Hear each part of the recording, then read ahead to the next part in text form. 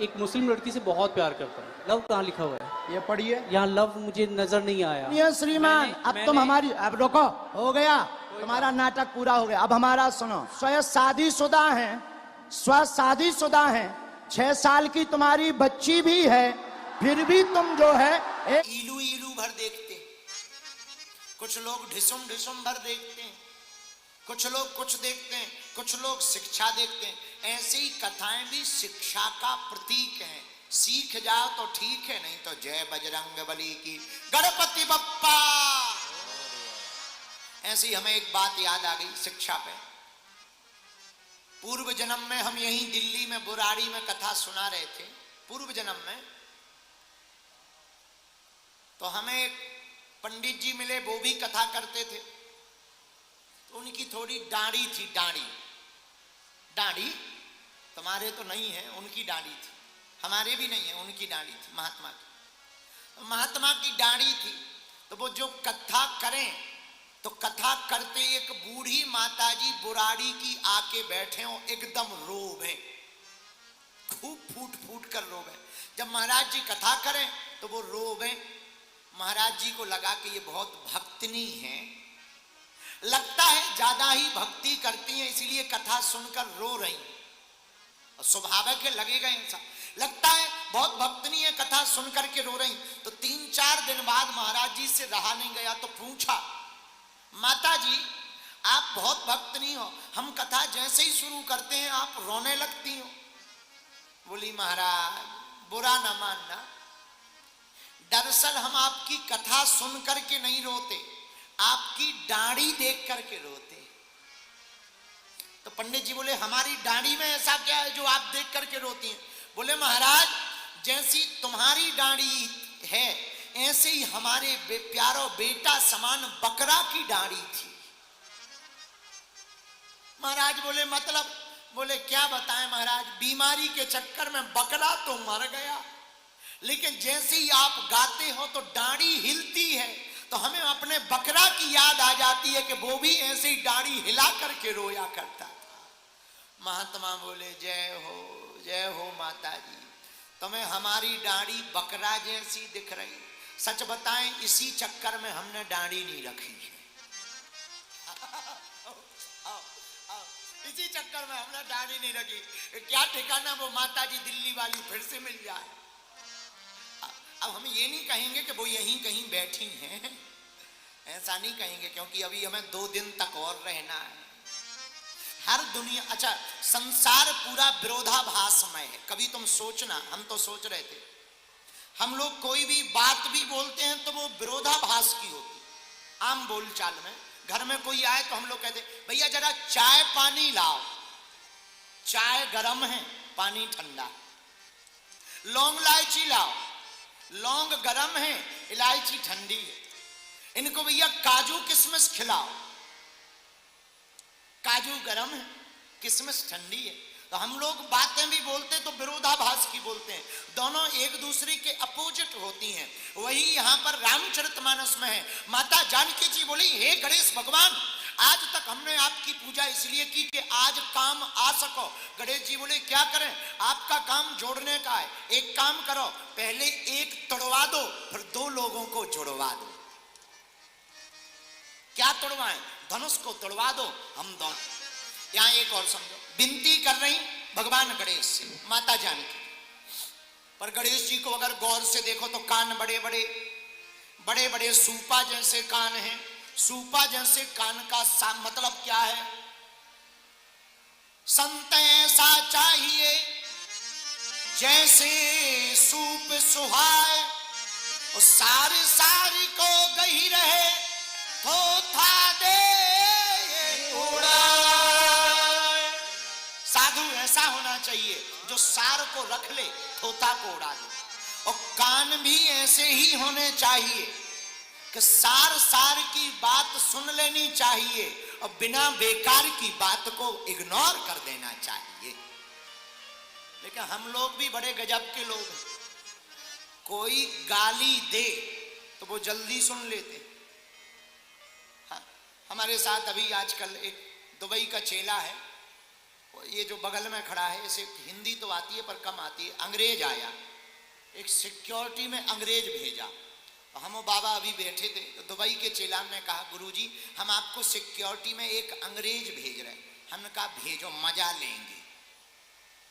इसे अंग्रेजी आती नहीं, लेकिन उसे अंग्रेजी हिंदी आती नहीं, लेकिन किस्मत की बात यह है कि इसको 30% हिंदी आती है।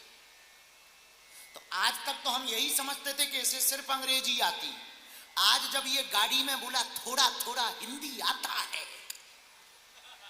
तो हमारा दिमाग खराब हो गया। हम तो समझ रहे थे ये खेत का बिजूका है, हम तो ठटरी वाल रहे थे। जब ये जैसे ही गाड़ी में आगे बैठा हमका और ठटरी के बरे, तो ये बोला गुड गुड गुड गुड। लेकिन आज पता लगा कि ये हिंदी भी जानता। अच्छा, हिंदी जानता है तो हमने जहां थोड़ा उल्टा पुल्टा बोला तो ये आंख चढ़ा के देखने लगा। तो हमें एक बात समझ में आई, आदमी को थोड़ा भी उल्टा बोलो तो ये देखने, ये तुरंत सावधान हो गया कि कुछ कह रहे। उसे फुल समझ में नहीं आता पर आता है। भैया क्या गजब की बात। हम ये कहना चाह रहे तुम्हें कि हम लोगों के कान भी विचित्र हैं। बेकार की बात जल्दी सुन लेते हैं, काम की बात बड़ी देर से सुनते हैं। अच्छा, काम की बात क्या है? काम की बात है आत्मा को परमात्मा से मिलाना चाहिए। कई महात्मा चिल्ला रहे, हम भी चिल्ला रहे, रामायण भी कह रही, गीता भी कह रही, पर बार बार कथा सुन करके भी तुम्हारा मन भगवान में नहीं लगा। ये काम की बात छोड़ दी। अभी हम कहने लगे सुनो, हम वशीकरण मंत्र बताएंगे।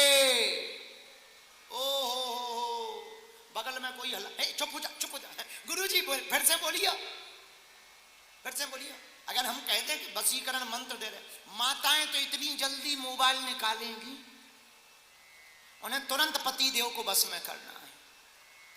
तुरंत मोबाइल निकाल करके वो चालू करेंगे। बाहर में गया महाराज, हमारे स्वामी जी बात नहीं मानते, सुनते नहीं है, मंत्र बता दो, मंत्र बता दो। बोलो सीताराम। पर गणेश भगवान से शिक्षा क्या? विनती कर रही माता जानकी गणेश जी से, क्योंकि इनके सूपा जैसे कान हैं, सूपा जैसे कान बड़े बड़े हैं भैया। पर गणेश भगवान की एक शिक्षा गजब की है, ये कान के कच्चे नहीं।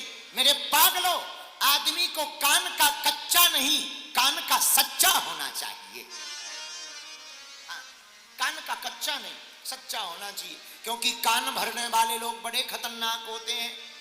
वो तुम्हारी प्रसन्नता को देख करके कान भरना प्रारंभ कर देते हैं। और जो कान का कच्चा होता है वो जय जय सीताराम बोलो, हनुमान जी महाराज की, गणपति बप्पा। कान के कच्चे कितने विचित्र होते हैं, जरा सुनो। खेल ही खेल, खेल ही खेला सकल नृप लीला। राम जी बाल काल में खेल खेलते। कौन सा खेल? गेंद का, फुटबॉल का खेल। अब फुटबॉल का खेल खेलते राम जी तो दो पार्टी चाहिए, एक विरोध में एक पक्ष में। लक्ष्मण जी से कहा तुम हमारे विरोध में खड़े हो जाओ। लक्ष्मण जी बोले भाड़ में गया, खेल हो या ना हो, हम आपके पक्ष में, विपक्ष में खड़े नहीं हो सकते, आपके पक्ष में खड़े होंगे। सामना नहीं कर सकते, पक्ष में खड़े होंगे। राम जी ने भरत जी को कहा नहीं कि तुम विपक्ष में खड़े हो जाओ, आंखों से ही इशारा समझकर भरत जी विपक्ष में खड़े हो गए। एक तरफ राम जी, एक तरफ भरत जी। राम जी के साथ लक्ष्मण जी, भरत जी के साथ शत्रुघ्न जी। अब फुटबॉल का खेल शुरू हुआ। राम जी ने गेंद को फेंका, भरत जी ने गेंद पकड़ी और जोर से लात का प्रहार राम जी की तरफ गेंद पर कर दिया, फुटबॉल पर। राम जी के सामने जैसी गेंद आई तो राम जी ने गेंद के ऊपर, फुटबॉल के ऊपर चरण का प्रहार नहीं किया, दोनों हाथों से फुटबॉल को उठाकर हृदय से लगा लिया। कान भरने वाले कितने खतरनाक होते हैं, जरा देखना। राम जी के कान में जाकर के कान भरने वाला आदमी बोला, हे रघुनाथ, लगता है भरत जी तुमसे जीतना चाहते हैं, इसलिए तो विपक्ष में खड़े हो गए। राम जी कान भरने वाले की बात में नहीं आए, कान भरने वाले से बोले सुनो भैया, ये जो प्रश्न तुमने हमसे किया है यही भरत जी से जरा करके आओ। जब कान भरने वाला भरत जी के पास गया, भरत जी क्या तुम राम जी से जीतना चाहते हो? अरे देखो तो राम जी तुमसे बिल्कुल प्रेम नहीं करते, वरना तुम्हें अपने पक्ष में ले लेते, तुम्हें विपक्ष में खड़ा कर दिया। सबसे ज्यादा राम जी तो लक्ष्मण जी से प्रेम करते हैं। भरत जी की आंखों में आंसू आ गए। और क्या गजब के संत हैं भरत, रोते हुए बोले भैया हमें कोई फर्क नहीं पड़ता, हम चाहे पक्ष में रहें या विपक्ष में रहें, हमारे प्रभु का खेल पूरा होना चाहिए। चाहे इस तरफ रहे या उस तरफ रहे, खेल पूरा होना चाहिए, हमें पक्ष या विपक्ष से मतलब नहीं। ओहो, पर अब कान भरने वाला राम जी की तरफ आया। क्यों? भरत जी ने जवाब दे दिया। हाँ जवाब तो दे दिया, पर कान भरने वाले ने राम जी को फिर भरा। सरकार लगता है भरत जी तुमसे फुटबॉल में जीतना चाहे। क्यों? तब तो इतनी जोर से चरण का प्रहार किया। लेकिन एक बात बताओ, क्या जब भरत जी ने इतनी जोर से फुटबॉल पर लात मारी तो आपने क्यों नहीं मारी? आप भी तो मार सकते थे, उस पार चली जाती, गोल हो जाता, आप जीत जाते। राम जी मुस्कुराते हुए बोले भैया भरत जैसा संत जिसे ठोकर मार करके हमारे पास भेज दे, उसको फिर हम अपने पास से कहीं तुत्कार नहीं सकते, उसको कहां भगा सकते हैं। और भरत जी से पूछा क्या तुम जीतना चाहते? भरत जी बोले भैया हमने फुटबॉल पर जोर से लात इसलिए मारी। अरे फुटबॉल तू कितनी पागल है, जिन चरणों को पाने के लिए बड़े बड़े अमलात्मा विमलात्मा महात्मा तब करते हैं, त्याग करते, जप करते, यज्ञ करते, तब चरण मिल पाते हैं। तुम उन राम के चरणों को छोड़कर आई है। ऐसे लोगों को तो जोर से लात मार करके ही राम जी की तरफ भगा देना चाहिए। ये कान भरने वाले कान भरने आए, पर राम का और भरत का कुछ नहीं बिगाड़ पाए। इसलिए भैया कान भरने वाले लोग बड़े खतरनाक होते हैं, इनके चक्कर में मत पड़ना। पर गणेश जी से सीखना, कान बड़े हैं, कान का कच्चा नहीं, कान का सच्चा होना चाहिए। जो तुम सुनोगे वही तो बोलोगे। जो गायक होते हैं उनको एक दिक्कत होती है, क्या? जिस राग को वो ज्यादा देर तक सुन ले, फिर वही राग के गीत अपने आप निकलते। वो कितनी भी कोशिश करें, बदलने में बड़ी कठिनाई होती है। तो जो तुम सुनोगे वही मुंह से निकलेगा, ये तय है। इसीलिए भैया अगर तुम प्रभु की कथा को सुनोगे तो भगवान का नाम ही मुख से निकलेगा। तो गणेश जी के कान बड़े बड़े। एक बात और गणेश जी के रूप से हमने तो एक नई बात सीखी गणेश जी से, लाल बाग के राजा से। एक बार लाल बाग के ट्रस्ट के सभी पदाधिकारियों को ताली बजाकर धन्यवाद दो, जोरदार ताली बजा के धन्यवाद दो। अब पूछो हम ताली क्यों बजवा रहे? जहां लाल बाग के राजा मुंबई वाले गणेश जी बनाए जाते हैं, वहीं से बनकर के बुराड़ी दिल्ली में लाए जाते हैं। कितनी मेहनत नहीं होती। पूरे ट्रस्ट के बिंदल जी, शत्रुघ्न जी, सब लोग लगे रहते दिन ना रात, कभी भजन संध्या, कभी कथाएं। भैया हमारा तो सौभाग्य जग गया कि हमें गणेश जी पर बोलने का सौभाग्य प्राप्त हो गया। और अपनी जगह में दिल्ली हमारी है, हम दिल्ली वालों के हैं, हमको यहां कथा कहने का सौभाग्य मिला। पर हमने गणेश जी से आज नई बात सीखी, रूप कैसा भी हो मायने नहीं रखता है। अगर गुण बढ़िया होंगे तो किसी भी रूप के रहो, हमेशा सदा प्रथम पूजे जाओगे। ये हमने गणेश जी से, अभी पंडित जी बैठे हैं वहां बगल में, यहाँ के मुख्य पंडित जी चले गए क्या? यहाँ के मुख्य पंडित जी बैठे, उन्होंने हमें फूल दिया, मंत्र श्लोक बोले, इसके बाद में बोले वो हनुमान जी का मंत्र बोलने लगे। बोले आप थोड़ा रुको, हनुमान जी का मंत्र बोल रहे। तब तक हमने गणेश जी को ऊपर से नीचे तक देखा, क्या गजब का रूप, लंबी सूंड, बड़े कान, पेट मोटा, हाथ ऐसा, चार चार हाथ। तब हमें एक नई बात सीखने मिली, रूप कैसा भी हो चेहरा मायने नहीं रखता है कि आप दिखते कैसे हो, मायने गुण रखता है कि आपका चरित्र कैसा है। और चरित्र बढ़िया होगा तो आप भी गणेश जी की तरह प्रथम पूजे जाओगे। बोलो गणपति बप्पा मंगल मूर्ति। गजानन कर दो मेरा पार, अरे जोर से तो बोलो, गजानन कर दो मेरा। पहले हम बोलेंगे फिर तुम बोलो, गजानन। ऐसे में तो ना होवे, जैसे तुम बोल रहे, थोड़ा जोर से तो बोलो, गजानन कर दो, गजानन कर दो। अरे आओ हमारे मन मंदिर में, आओ मन मंदिर है आपका इंतजार, हाँ जी है आपका इंतजार। गजानन, गजानन, गजानन कर दो मेरा पार। बैठ जाओ, गजानन कर दो बेड़ा पार। इसलिए हम सब बड़े भाग्यशाली हैं कि गणेश जी के इस स्वरूप से भी शिक्षा ले रहे। गणेश जी का स्वरूप क्या है? सूपा जैसे कान, दिव्य स्वरूप है, पर धन्य है गणेश जी से हम शिक्षा ले रहे। बड़े बड़े कान का मतलब है विचारवान होना। एक बात है, हम बार बार प्रार्थना, हम बार बार कथा में बोल रहे हैं, मूसक की सवारी, मूसक का वाहन, मूसक का वाहन, मूसक चूहा की सवारी पर चलते हैं।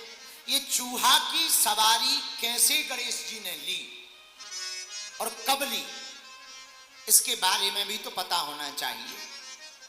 आहा, भगवान गणेश ने चूहा को ही वाहन क्यों बनाया? क्योंकि वो लघुता से गुरुता का प्रतीक है। राजा इंद्र के दरबार में क्रौंच नाम का एक गंधर्व संगीत की कला में बड़ा निपुण था, तो वहां पर कला का प्रदर्शन कर रहा था।